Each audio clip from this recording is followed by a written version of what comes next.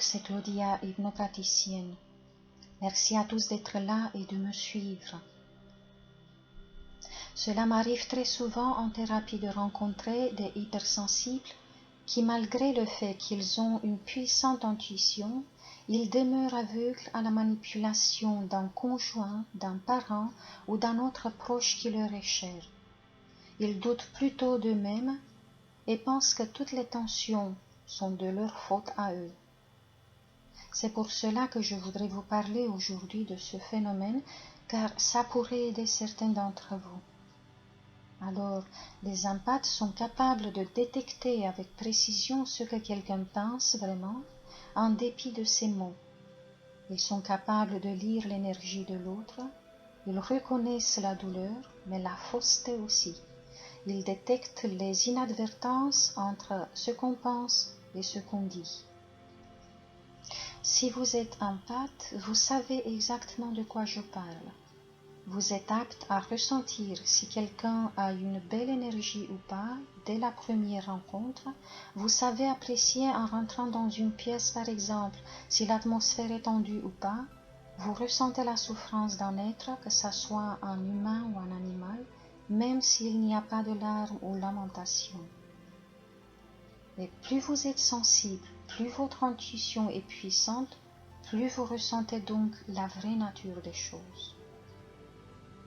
Alors, comment se fait-il que vous n'avez pas détecté cette personne qui vous a conquéri et avec qui vous avez rêvé peut-être de vivre toute votre vie? Il y a plusieurs explications à cela, car c'est vrai que les empathes peuvent se laisser berner par les pervers narcissiques. Mais je vais parler de deux aspects importants, vu que c'est dans la plupart des cas inconscient et c'est bon de réfléchir à cela. Lorsqu'ils ont affaire à un manipulateur, les empathes peuvent bloquer leur capacité à lire entre guillemets l'autre. Pourquoi? Eh bien, c'est parce que le PN, le manipulateur, emploie toujours les gros moyens pour conquérir l'empathe. Le PN se montre adorable, il écoute l'hypersensible, il le comprend, il le soutient en tout. Il lui dit que c'est la personne la plus formidable qu'il a jamais connue, et tout ça, un empathe ne l'a pas entendu très souvent dans sa vie. Pour l'empathe, tout est enfin beau. Il pense qu'enfin quelqu'un a remarqué sa belle âme, qu'enfin quelqu'un l'apprécie pour ce qu'il est vraiment. L'empathe est une personne très douce, qui a besoin de gentillesse, de tendresse, de bonté. Il espère retrouver dans ce monde la beauté et l'amour véritable, l'amour pur. Et il veut surtout ressentir qu'il est aimé et accepté.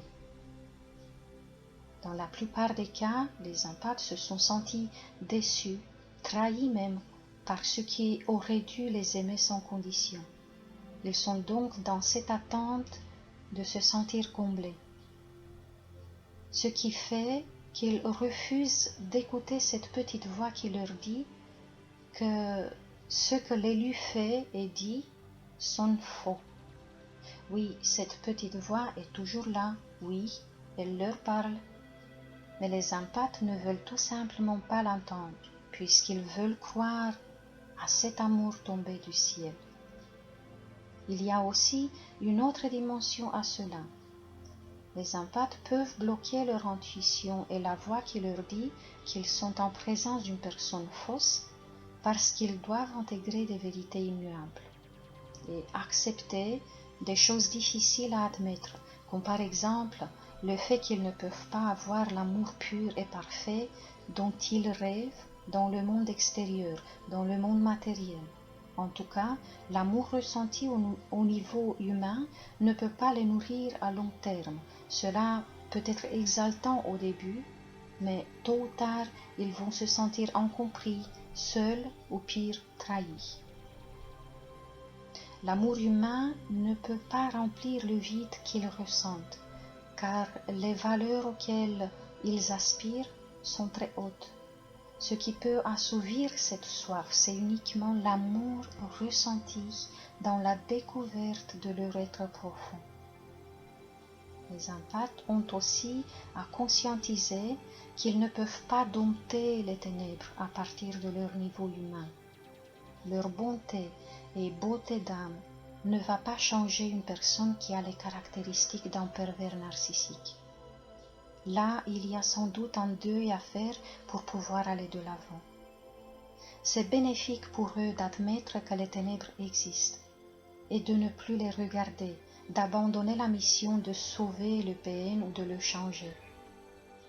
C'est primordial de commencer à se concentrer sur la lumière et non plus sur la noirceur.